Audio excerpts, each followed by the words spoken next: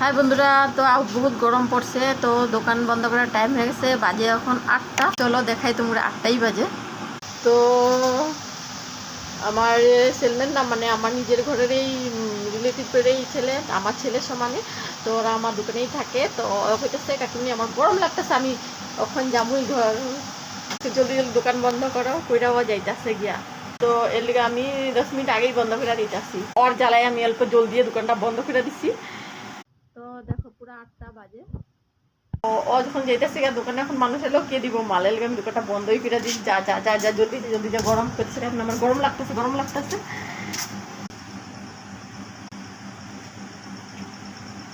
তো গেল গিয়া দোকানে, এখন ও গেল গিয়া। তো এখন আমি বন্ধ করে যাই, করে গিয়া চা খাবো।